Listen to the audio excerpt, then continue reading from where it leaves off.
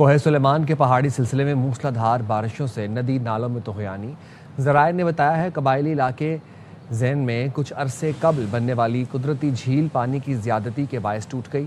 सैलाबी रेले से कोहे सुलेमान पार्थी रोड ज़िराब शाहरा आमदोरफ्त के लिए बंद कर दी गई। शदीद बारिश और तुग़यानी के बायस मुतअद्दिद देहात का ज़मीनी राबिता मुनक़ता हो गया। इलाका मकीनों ने मुतालिका इदारों से फ़ौरी इमदादी कार्रवाइयाँ और हिफाजती इक़दामात करने का मुतालबा किया है। थर पारकर में गरज चमक के साथ मूसलाधार बारिश। छाछरो, इस्लाम कोट और नंगर पारकर में बादल जमकर बरसे। इस्लाम कोट में आसमानी बिजली गिरने से बाप बेटी समेत 3 अफराद जान से गए और 3 जख्मी। बारिश से बचने के लिए 10 मजदूरों ने दरख्त के नीचे पनाह ली। इसी दौरान आसमानी बिजली गिरी। 3 अफराद मौके पर ही दम तोड़ गए। मरने वालों में ताज मोहम्मद शाह, साजन मेघोड़ा और साजन काकिम उमर बेटा शामिल है। जख्मियों को अस्पताल मुंतकिल कर दिया गया। ज़िला इंतज़ामिया ने शहरियों से अपील की है बारिश और गरज चमक के दौरान खुले मकामात और दरख्तों के नीचे ना जाएं। लाहौर समेत पंजाब भर में मानसून बारिशों का सिलसिला जारी है। लाहौर में आज भी बारिश का इम्कान है। मौसम का अहवाल जानते हैं अपने नुमाइंदे ख्वाजा रमज़ान मजीद से। जी बिल्कुल, लाहौर समेत पंजाब भर में मानसून बारिशों का सिलसिला जारी है। आज दिन के औकात और शाम के वक्त जो है वो तेज़ बारिश का सिलसिला शुरू होगा। शहर के अगर दर्जा हरारत की बात की जाए तो शहर का ज़्यादा से ज़्यादा दर्जा हरारत 34 डिग्री सेंटीग्रेड और कम से कम दर्जा हरारत जो है 24 डिग्री सेंटीग्रेड तक रिकॉर्ड किया गया है। मानसून बारिशों का सिलसिला जो है वो 5 अगस्त तक वक्फे से लाहौर समेत पंजाब के मुख्तलिफ अजला में जारी रहने का इम्कान है। मानसून बारिशों के दौरान शहरियों को भी चाहिए कि वो एहतियाती तदाबीर इख्तियार करें और वहाँ से मत गुजरें जहाँ पर पानी खड़ा हो। ख़ास तौर पर बिजली के पोल और खंभों को हाथ लगाने से गुरेज करें ताकि किसी भी नुकसान से बचा जा सके। ताहम मानसून बारिशों का सिलसिला जो है वो आइंदा चंद रोज़ तक मज़ीद जारी रहने का इम्कान है। जी, कराची में आज मतला अबर आरूद रहने का इम्कान है। महकमे मौसमियात के मुताबिक कराची में शाम के वक्त में बारिश हो सकती है। मज़ीद बताएंगे अदनान राजपूत। जी बिल्कुल, महकमा मौसमियात के मुताबिक कराची शहर का जो मौसम है आज अबर आलूद रहेगा और दिन भर 10 से 15 किलोमीटर फ़ी घंटे की रफ्तार से हवाओं के चलने का भी इम्कान है। मुख्तलिफ इलाकों में समंदरी हवाओं के साथ शहर भर में आज बारिश का इम्कान बताया जा रहा है। कराची शहर का मौजूदा दर्जा हरारत 30 डिग्री सेंटीग्रेड है। कम से कम 29 डिग्री सेंटीग्रेड रिकॉर्ड किया गया है, जबकि दिन भर ज़्यादा से ज़्यादा दर्जा हरारत 34 से 36 डिग्री सेंटीग्रेड तक जाने का इम्कान है।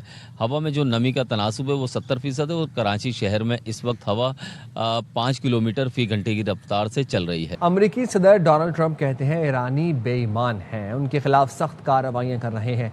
अमरीकी फ़ौज को शानदार कामयाबियाँ मिली हैं। हमने 5 माह में ईरान की मिलिट्री सलाहियत को तबाह कर दिया। ईरान इस वक्त बुरी सूरत हाल में है। हम कार्रवाई ना करते तो ईरान के पास एटमी हथियार होता, ईरान के पास एटम बम होता तो मशरिक़ वस्ता इसराइल ख़त्म हो जाते। JD Vance, Witkoff, Jared Kushner Iran मुज़ाकरात में शामिल हैं। ईरानी हुकाम मुज़ाकरात में कुछ और बाहर कुछ और कहते हैं। ये कह सकता हूँ ईरानी सख्त जान है, अभी भी मुकाबला कर रहे हैं। अमेरिका और इसराइल ईरानी तवानाई के मराकज़ पर हमला करने की तैयारी कर रहे हैं। CBS ने रिपोर्ट में दावा किया है कि इस मुमकिन हमले में ईरान के बिजली घरों और ऑयल रिफाइनरी समेत तवानाई से मुतालिक तंसीबात को निशाना बनाया जा सकता है। ये कार्रवाई हफ्ते के आखिर में की जा सकती है। वॉल स्ट्रीट जर्नल ने अपनी रिपोर्ट में बताया कि सदर ट्रंप ने ईरान के खिलाफ नए हमलों की हिदायत जारी कर दी हैं, जो मुमकिन तौर पर इसी हफ्ते के आखिर में शुरू हो सकते हैं।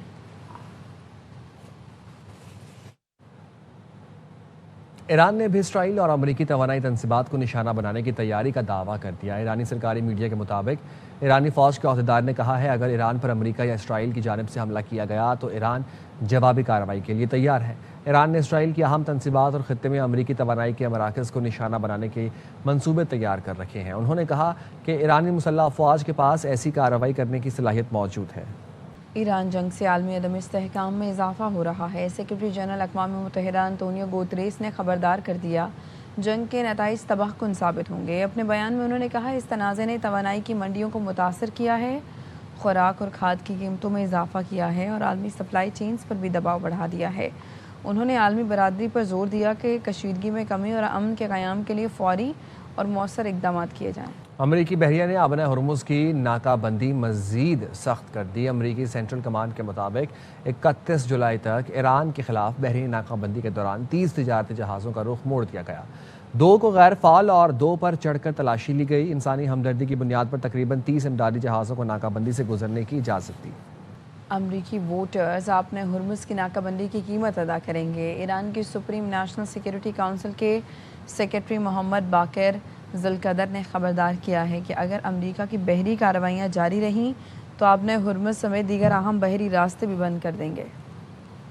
अमेरिका का लड़ाका तैयारा सैन डियागो में मेरीन कोर स्टेशन मिरामार के करीब गिरकर तबाह। अमरीकी मीडिया के मुताबिक F-35B स्टेल्थ लड़ाका तैयारा रनवे पर लैंडिंग से कबल हादसे का शिकार हुआ।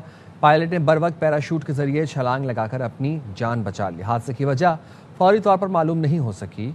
अमरीकी F-35B स्टेल्थ लड़ाका तैयारे की मालियत तकरीबन $102 मिलियन है। कॉमनवेल्थ गेम्स के जेवलिन थ्रो फाइनल में अरशद नदीम का मायूस कुन खेल। इब्तदाई 3 थ्रो के बाद मेडल की दौड़ से बाहर हो गए। अरशद की सबसे बड़ी थ्रो 77.41 मीटर रही। फाइनल में 9वें नंबर पर फिनिश किया। मेडल की दौड़ में रहने के लिए 3 थ्रो के बाद टॉप 8 में फिनिश करना था। श्रीलंका के रमेश पिथागा ने 89.75 मीटर की थ्रो करके गोल्ड मेडल जीता। भारत के नीरज चोपड़ा ने सिल्वर और यशवीर सिंह ने ब्रॉन्ज मेडल अपने नाम किया। फातिमा जहरा ने कॉमनवेल्थ विमेन बॉक्सिंग की तारीख में पाकिस्तान के लिए पहला तमगा हासिल कर लिया। कौमी बॉक्सर 60 किलोग्राम कैटेगरी के फाइनल में ना पहुंच सकी, लेकिन कांसी के तमगे की हकदार बन गई। कैनेडियन बॉक्सर ने सेमीफाइनल में कामयाबी समेट कर फाइनल में एंट्री दे दी। ग्लासगो में जारी रवा इवेंट में ये पाकिस्तान का भी पहला तमगा है। अमेरिका के 250वें जश्न आज़ादी के सिलसिले में इस्लामाबाद में खुसूसी सिफारती गोल्फ टूर्नामेंट का इनेकाद किया गया, जिसमें सिफारतकारों ने बड़ी तादाद में शिरकत की। अमरीकी नाज़िमुल उमूर नैटली बेकर ने बतौर मेज़बान सिफारतकारों को खैर मकदम किया और टूर्नामेंट में भरपूर हिस्सा लिया। मजमूई तौर पर 18 सिफारतखानों के 64 खिलाड़ी टूर्नामेंट में शरीक थे, जिनमें 13 ममालिक के सफ़ीर शामिल थे। तकरीब का मकसद खेलों के जरिए मुख्तलिफ ममालिक के दरमियान बाहमी रवाबित को फ़रोग़ देना, अमरीका और पाकिस्तान के दरीना दोस्ताना ताल्लुकात को उजागर करना था। कराची में इंटरनेशनल स्टार्स ने स्क्वॉश चैंपियनशिप का मेला सजा दिया। मेज़बान पाकिस्तान समेत 7 मुल्कों के प्लेयर्स हिस्सा ले रहे हैं।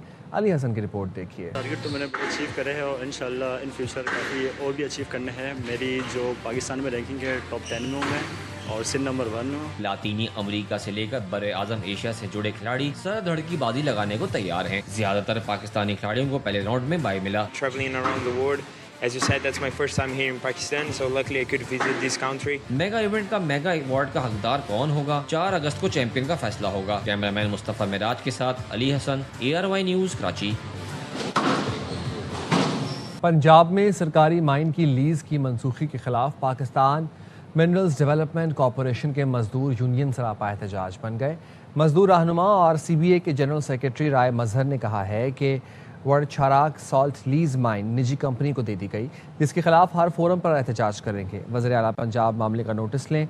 मुतालबात की अदम मंजूरी पर इस्लामाबाद और लाहौर की सड़कों पर एहतजाज होगा। बगैर बताए लीज एक और निजी पार्टी को दे दी गई। रॉयल्टी की मद में 5 साल में हुकूमत को 6 अरब रुपए दे चुके हैं। हुकूमत पंजाब ने लीज की मुद्दत सन 2032 तक तजदीद की थी। ARY film, Salman Iqbal films और बिग बैंग फिल्म्स की पेशकश आग लगे बस्ती में ने दुनिया भर के बॉक्स ऑफिस पर 101 करोड़ रुपए का तारीखी संग मील अबूर कर लिया। आग लगे बस्ती में ARY फिल्म्स की तारीख की सबसे बड़ी बॉक्स ऑफिस ब्लॉकबस्टर फिल्म बन गई। फहद मुस्तफ़ा, माहिरा खान, ताबिश हाशमी और जावेद शेख की शानदार अदाकारी को दुनिया भर के मदाहों ने बेहद सराहा।